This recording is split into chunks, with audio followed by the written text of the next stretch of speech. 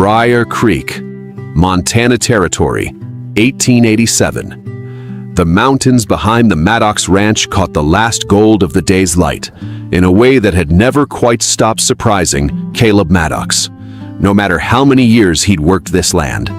The peaks going from blue to violet to something close to amber in the final hour before dark.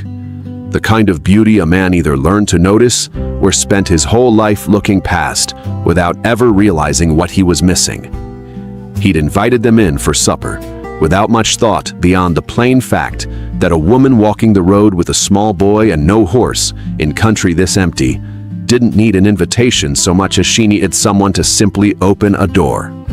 Nora Tate had accepted the offer with the careful, measured gratitude of someone who'd learned not to trust kindness too quickly, and had sat the boy, Jesse, 5 years old, quiet in a way that 5-year-olds usually aren't, at the table across from Caleb, and watched him eat the first real meal either of them had clearly had in days. Her own plate sat untouched in front of her. She'd pushed it toward Jesse the moment his bowl emptied, without a word, without drama, as though feeding him from her own portion were simply a fact of her daily arithmetic, not a sacrifice worth remarking on. "Let the boy eat," she whispered, when Caleb reached for the pot to refill Jesse's bowl himself. "Please, he hasn't had enough in 3 days. I can wait." Caleb looked at the untouched plate. He looked at her hands, thin, roughened, the kind of hands that had been doing more work than they were getting fed for. He looked at Jesse, eating steadily and carefully, the way a child eats when he's learned that meals aren't guaranteed. He said nothing about any of it. He simply stood, crossed to the stove, and filled a second bowl. He set it down in front of her without asking permission or offering an explanation, and sat back down across from them both. Nora looked at the bowl, then at him. Something in her composure cracked, very quietly, before she mastered it. "You don't have to do that," she said. "Wasn't a question," Caleb said. He watched her pick up the spoon, and something in his chest shifted. Not pity, nothing so simple as that, but a recognition, quiet and immediate, that this woman had been taking care of everyone around her for so long that nobody had thought to take care of her in return. She told him pieces of it that first evening, not the whole story. The whole story, Caleb would come to learn over the weeks that followed, was something she parceled out the way a careful person parcels out trust, in small, deliberately weighed portions, never more than she decided she could afford to lose if the person receiving it turned out not to deserve it after all. She'd married a man named Lyle Tate in a small town outside Tulsa 4 years earlier, a man who'd presented himself to her family as a cattle buyer with steady work and modest prospects, credentials that had held up just long enough for the wedding, before the reality underneath them became considerably harder to live with. Lyle drank, not the kind of drinking that some men managed alongside otherwise decent lives, but the kind that reorganized a household entirely around its rhythms.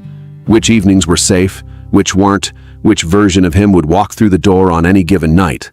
A calculus Nora had learned to perform so quickly and so instinctively that she'd stopped recognizing it as fear and had started calling it simply paying attention.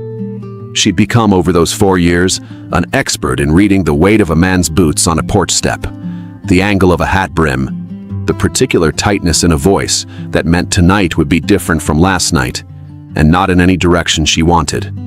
She left 3 weeks ago, taking Jesse in a single bag and the money she'd hidden, coin by coin, in the lining of a winter coat Lyle never wore, and had traveled north without a clear destination beyond the plain understanding that anywhere further from Tulsa was further from the life she'd decided her son would not grow up repeating. She'd walked when she had to, and ridden when she could, trading small coins for space on merchant wagons heading north, a rail ticket as far as the money stretched, and the rest on foot, Jesse's hand in hers, moving through country neither of them had ever seen before.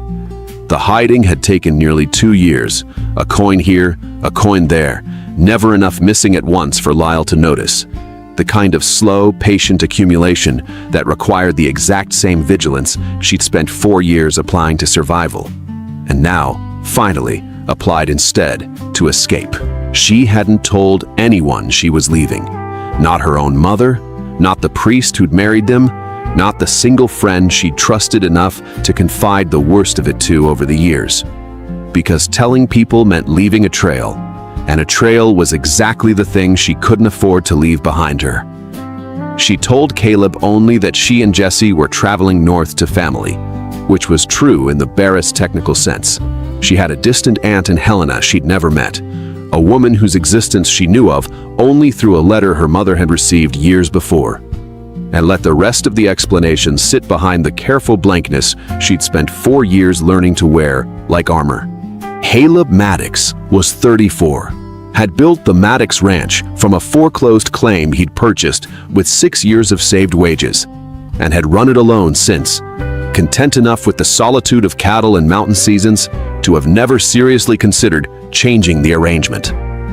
His own parents had come north from Kentucky when he was a boy, his father working cattle outfits across 3 territories, before settling on a spread of his own near Virginia City that had prospered just long enough for Caleb to learn the work properly before his father's death, when Caleb was 20, left him with the knowledge of ranching, but not the land itself.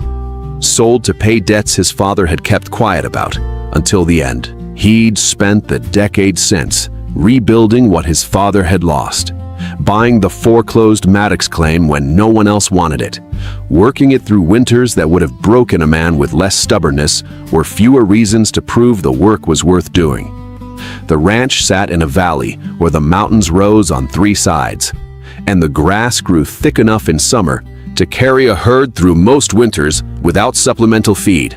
The kind of land that rewarded patience and punished shortcuts equally, which suited Caleb's temperament exactly. He'd built the house himself across 2 summers, log by log, and the barn the summer after that, and had stood on the porch the first evening the whole operation felt finally, genuinely his, and had watched the sunset paint those mountains gold, and felt, for the first time since his father's death, that the ground beneath him might actually hold. He'd never married. He'd told himself, across those years, that the ranch left no room for the kind of attention a wife and family deserved, which was true enough as far as it went.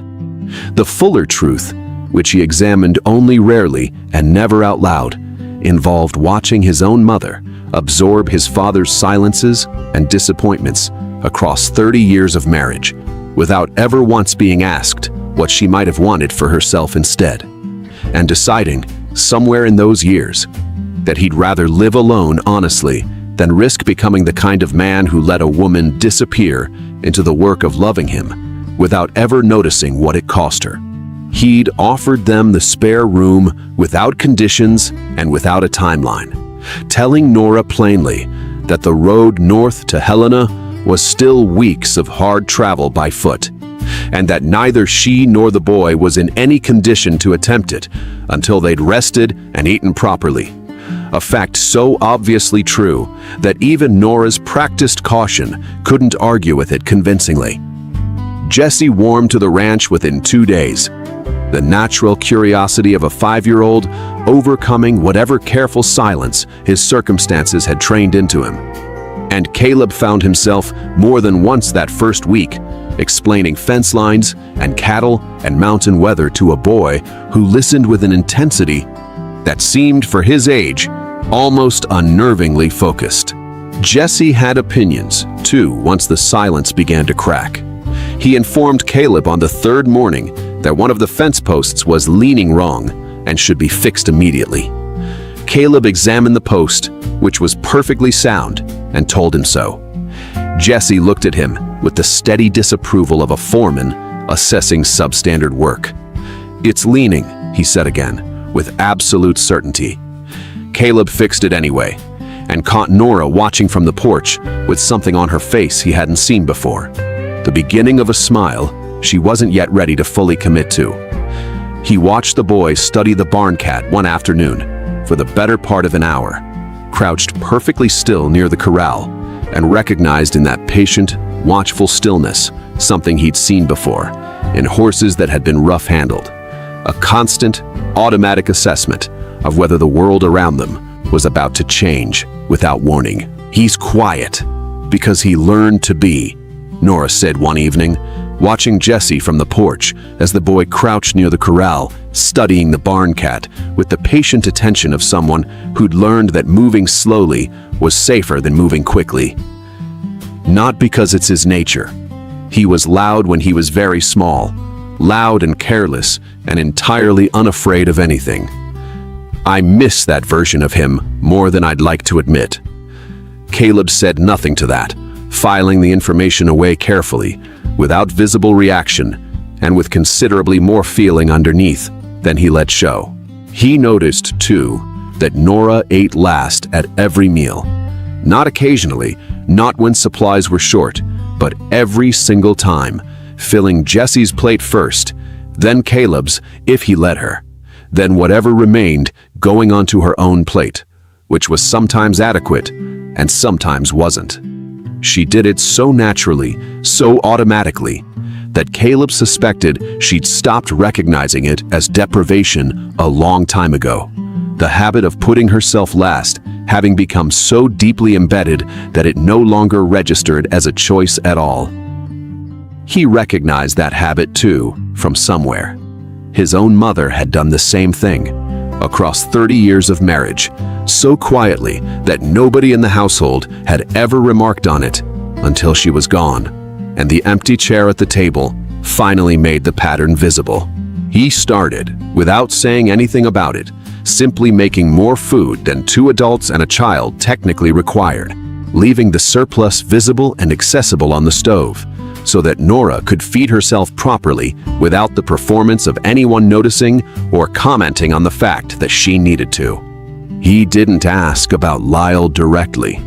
He'd gathered enough from the pieces Nora offered, how she flinched at sudden sounds, the practiced blankness she wore when certain subjects arose, how Jesse automatically positioned himself behind her whenever a stranger's horse appeared on the road, to assemble a picture he didn't need her to confirm out loud before she was ready. Instead, he simply made the ranch feel as predictable as he could. He announced himself before entering rooms. He moved slowly around the boy. He kept his voice even and his routines consistent, understanding, from years of working with animals that had been badly handled before they reached him, that trust wasn't something a person could demand or accelerate. It could only be earned through the steady, unremarkable repetition of small proofs that the world had become, at least temporarily, safe enough to stop flinching in. He gentled a horse once, years back, that had come to him so spooked by previous handling that it wouldn't let a man within arm's reach for the first 2 weeks. He'd simply sat near its fence, morning after morning, not approaching, not reaching, just existing predictably nearby until the horse eventually decided, on its own schedule, that his presence wasn't a threat. He suspected, watching Nora and Jesse across their first week, that people who'd been badly treated needed something very similar, even if they'd never have described it that way themselves. Nora noticed. He saw it in the gradual loosening of her shoulders across the first week, and how she began lingering on the porch in the evenings rather than retreating to the spare room the moment supper was cleared. In the careful, almost experimental questions she began asking about the ranch, the cattle, the mountain seasons, whether the creek froze solid in winter or merely slowed. Questions that carried, underneath their practical surface, the weight of a woman trying to decide whether a place was worth trusting enough to stay in longer than she'd planned. "You're very quiet about your own life," she told him one evening, watching the mountains go dark behind the ranch, the peaks fading from purple to black against a sky just beginning to show its first stars. "For a man who's given us his spare room and his food without asking for anything in return." Not much to tell that the ranch doesn't already say plainly enough, Caleb said. "Man builds a place alone, runs it alone, keeps it going through winters that test whether the building was worth doing. Most of what I am is in the work itself, not in any story I'd tell about it." "That's a lonely way to live," Nora said, her voice softer than he'd heard it yet. Was, Caleb said, and left the past tense sitting there between them, deliberate and unhurried, without explaining it further. Somewhere tonight, someone's listening to this story the same way you are right now. Maybe putting a child to bed, maybe sitting in the quiet after a long day, maybe just letting Nora and Caleb keep them company for a while. If that's you, a like is a small thing that helps this story reach the next person who might need it tonight. Drop a comment and tell me where you're listening from. I read every single one. Now, a letter is about to arrive that will force Nora to decide whether Briar Creek is a place she's passing through or a place she's already started calling home without quite admitting it to herself. The letter from Nora's aunt and Helena arrived 3 weeks after they'd come to the ranch, forwarded through a chain of post offices Nora had arranged before leaving Tulsa, and she read it at the kitchen table with Jesse asleep in the spare room and Caleb mending tack by the fire, the lamplight throwing warm shadows across the log walls. The aunt had room. The offer was genuine. There was work available in Helena, not glamorous, but honest, and the aunt's own household had space enough for a woman and a small boy if they didn't mind sharing close quarters. It was, Nora recognized reading it, exactly the lifeline she'd been counting on since the night she'd packed that single bag and walked north without looking back, the fixed point on the horizon she'd aimed herself toward through 3 weeks of walking, one uncertain road after another, all of it leading to this single piece of paper in her hands. She should have felt relief. Instead, she sat holding the letter for a long time, listening to the sound of Caleb working the leather in the quiet room, and felt something she hadn't expected and hadn't prepared for, a reluctance to leave that had nothing to do with the road ahead and everything to do with the 3 weeks behind her. She thought about the spare room she'd started rearranging without asking, about Jesse's laugh, genuine and unguarded, feeding the horses that morning, about the way Caleb had started leaving extra food on the stove without comment, a kindness so deliberate and so quiet that it had taken her days to recognize it wasn't simply carelessness with portions. "Good news?" Caleb asked, not looking up from the tack, giving her space to answer or not as she chose. "My aunt in Helena has room for us," Nora said. "It's what I was waiting for, what I planned for, before we ended up here." "That is good news," Caleb said evenly, though something in his voice had gone careful in a register Nora had learned to recognize, the one he used when he was feeling something he decided not to show. "It is," Nora agreed, and said nothing else, and the silence that followed held more weight than either of them was yet willing to name. It was Jesse, 3 days after the letter arrived, who said out loud what neither of the adults had managed. He'd been helping Caleb feed the horses that morning, or rather, standing beside him handing over small measures of grain with the solemn concentration of a boy performing surgery. His small hands careful and precise, his whole body tilted toward the work with an earnestness that made Caleb's chest ache in a way he hadn't expected and couldn't quite have explained. When he looked up and asked, with the devastating directness only a 5-year-old can manage, "Are we staying here?" Caleb looked at Nora, who was watching from the porch with a tin cup of coffee growing cold in her hands, and said nothing, leaving the question where it belonged, with her. "We're going to Helena," Nora said carefully, setting down the cup. "To Aunt Ruth's house. I told you about it, remember? She has room for us, and there's work for me there." Jesse considered this with the same careful attention he brought to everything, a gravity far too heavy for 5 years old. He looked at the horse he'd been feeding, then at Caleb, then back at his mother. "But Caleb's horses need feeding," he said. "Who will help him when we go?" Nora's composure didn't crack exactly, but something behind it shifted, and Caleb saw, watching her face, the quiet cost of a mother who'd spent 4 years protecting her son from the worst of the world, being reminded by the boy himself that protection and happiness were not always the same thing. "Caleb managed before we came," Nora said gently. "He'll manage after." Managed, yes, Caleb said from the barn, quiet enough that Jesse wouldn't hear it, but Nora would. Managing and wanting to are different things. She packed their bag that evening, the same single bag she'd carried north from Tulsa, and found, folding Jesse's few clothes into it, that the bag felt heavier now than it had 3 weeks ago. Not because it held more, but because leaving a place you'd started to trust weighed more than leaving one you'd needed to escape from. She sat on the edge of the bed in the spare room, the bag half-packed beside her, and thought about what it had felt like to watch Caleb fill a second bowl without asking permission. About how he announced himself before entering rooms. About the steady, unremarkable patience he'd shown Jesse. Never pushing, never performing fatherhood he hadn't been asked to provide. Simply existing nearby with the consistent, unhurried reliability of a man who'd learned that trust was earned in small, repeated proofs rather than grand gestures. She thought about Lyle, too, about what the first weeks of that marriage had looked like from the inside. How kindness had felt genuine then as well. How impossible it had seemed in those early months that the man making her laugh over supper would eventually become the man she'd learned to read for danger by the sound of his boots on the porch steps. She couldn't afford, she told herself, to make that mistake twice. Not with Jesse watching. Not with everything it would cost him if she was wrong again.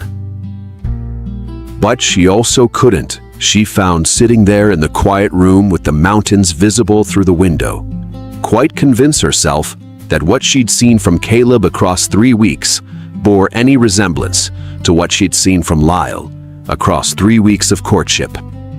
Lyle had performed charm. Caleb didn't perform anything at all. He simply did what needed doing, said what needed saying, and let the consistency itself speak for whatever he felt underneath it, which was, she was beginning to understand, considerably more than he'd ever shown on the surface. "How do you know?" she asked Caleb the following morning, finding him at the corral before dawn, the mountains just beginning to catch their first pale light. How does a person tell the difference between a place that's safe and a place that only feels safe long enough to trap you in it? Caleb was quiet a long moment, the question deserving more than a quick answer. "I don't think you can know for certain in advance," he said finally. "Not with places and not with people. I think you can only watch what a person does when nothing's requiring them to be decent. When there's no audience, no obligation, no reason to perform kindness, except that kindness is simply what they do when nobody's keeping score. I've been that way with you and Jesse because it's how I'm built, not because I want something from you in return. Whether that's enough to trust is something only you can decide, and I won't pretend to have any right to rush that decision for you."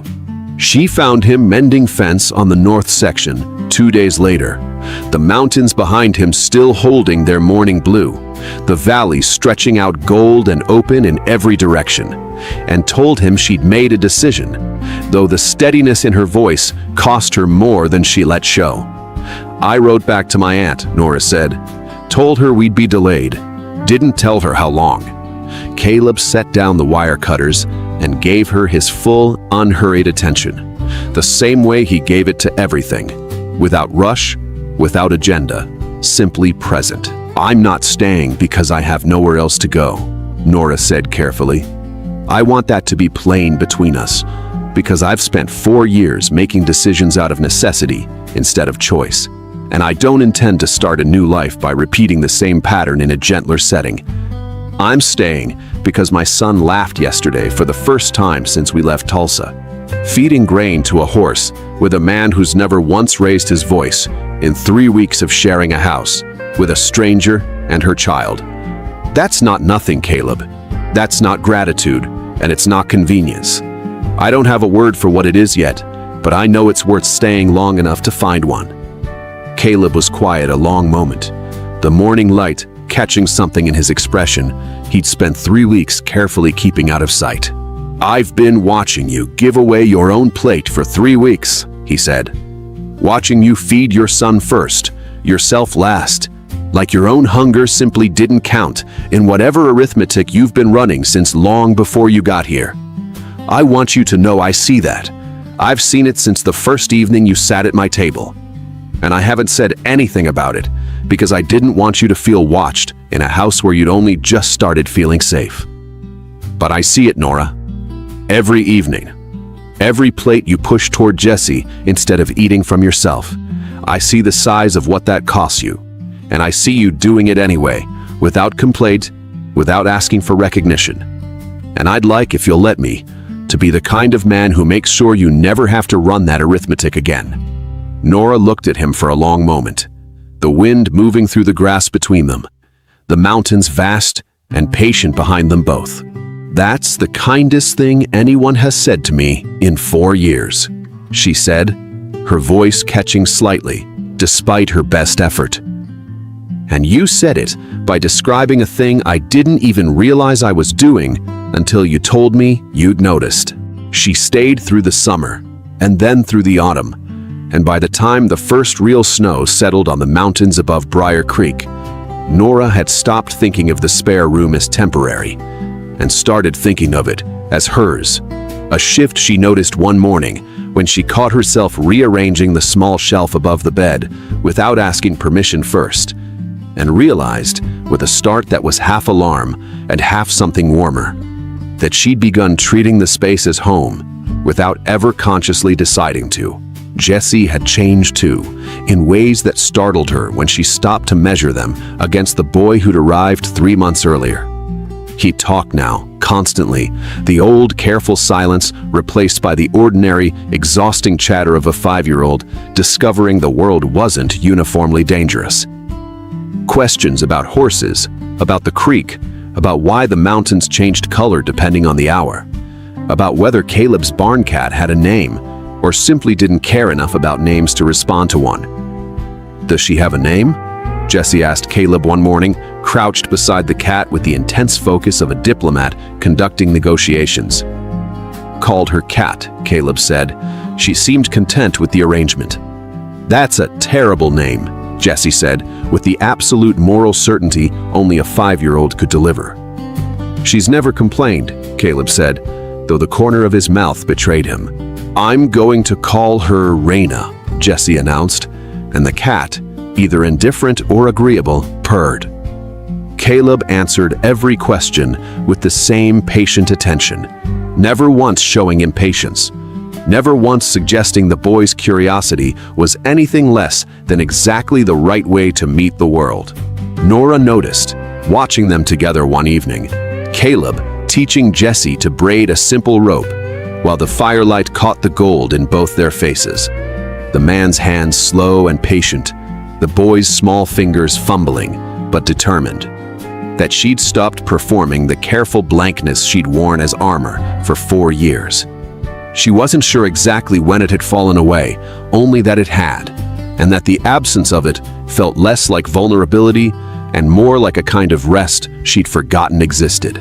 She and Caleb had settled into their own careful rhythm by then, never rushing past whatever she was ready for, never declaring anything she hadn't spoken first.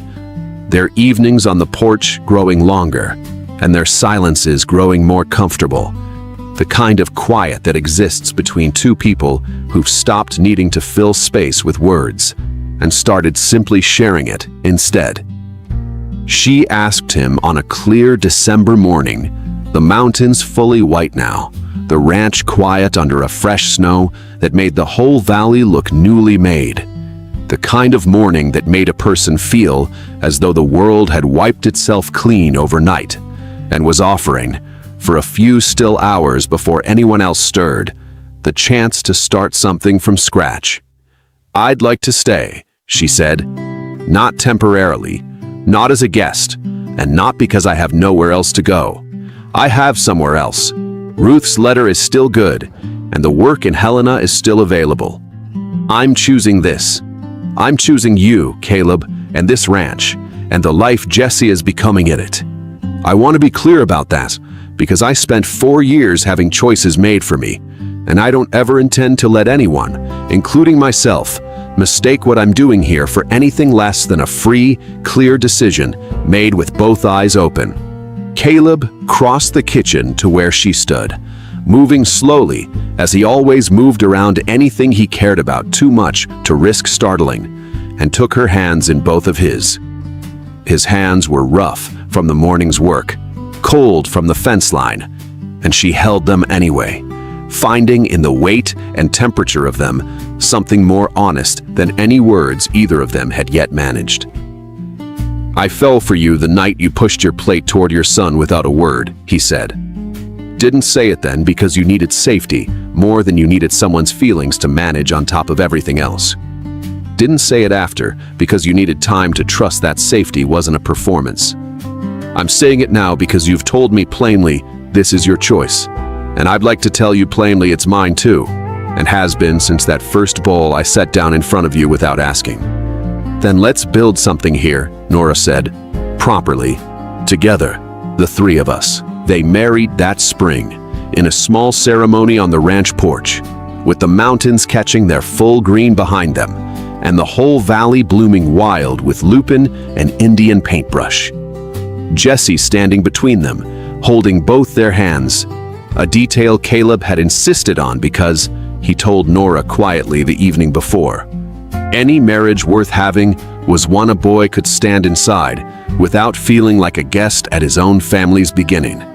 The distant aunt in Helena wrote a long, warm letter of congratulations once Nora finally explained the full story, and visited the ranch the following summer, declaring the mountains entirely too tall for sensible living, but approving in her own dry way of everything else she found there: the boys' obvious happiness, the ranch's quiet order, and the man who'd started the whole thing by simply filling a second ball without being asked. She spent a week fussing over Jesse, teaching him card games Nora was fairly certain weren't entirely appropriate for a 6-year-old, and left with a standing invitation to return whenever Helena's flat streets grew boring, which she did, reliably, every summer after that. Jesse grew into the kind of boy the valley noticed. Curious, unafraid, prone to asking questions that caught adults off guard with their directness. A quality Caleb encouraged rather than corrected. Understanding that a boy who'd spent his earliest years learning silence needed permission, actively given, to discover that his voice was welcome in every room of his own house. Nora taught him his letters and numbers herself that first winter, the nearest school a full day's ride from the ranch, and found in the teaching a satisfaction she hadn't expected. Watching a boy who'd once been afraid to speak discover he had a genuine hunger for learning too, not just for food. Raina the cat, never once answering to anything else after Jesse's christening of her, grew fat on scraps smuggled from the table, despite both adults' best efforts at discipline, a battle all three of them knew was lost from the first week. Nora never fully told Caleb every detail of what she'd left behind in Tulsa, and he never once asked her to. Some griefs they both came to accept didn't need excavating so much as simply being allowed to exist alongside whatever came after them, growing smaller, not because they were forgotten, but because the life built around them grew steadily larger, season by season, meal by meal, one full plate at a time. She kept in the bottom of the same bag she'd carried north, the single coin she'd first hidden in the lining of Lyle's winter coat. The very first one, the coin that had started the slow, secret accumulation that had eventually bought her freedom. She showed it to Jesse when he was old enough to understand what it meant, turning the small, worn coin over in her palm so he could see both faces of it, and told him that courage didn't always look like something grand or visible from the outside.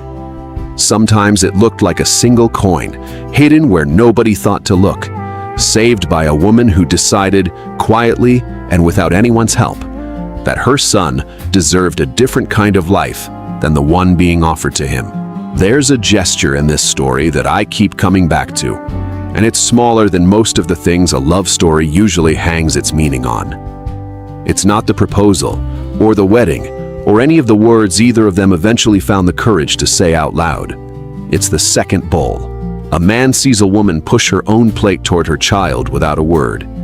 He doesn't comment on it. He doesn't ask her to explain what kind of life teaches a mother to feed herself last, so automatically that she stopped recognizing it as sacrifice. He simply stands up, fills another bowl, and sets it down in front of her. No speech, no expectation, just a quiet, unhesitating correction of an injustice small enough that most people would have looked right past it without noticing. That's the whole thing, really. Not rescue, not charity, just a quiet refusal to let someone go hungry at his own table, offered without performance or expectation, and received by a woman who'd spent 4 years learning that kindness usually came with conditions she couldn't afford to meet. She'd been so thoroughly trained, by circumstance and by a man who should have treated her better, to expect that every good thing offered to her would eventually reveal the price attached to it, that she'd stopped believing a bowl of food could simply be a bowl of food, freely given, no invoice to follow, no strings running underneath it. Some love stories begin with grand declarations. This one began with a bowl of food, set down without a word, by a man who knew that some people have been hungry for so long they've forgotten they're allowed to eat. Thank you for spending this evening with us in the mountains above Briar Creek. Until the next story finds you, keep riding.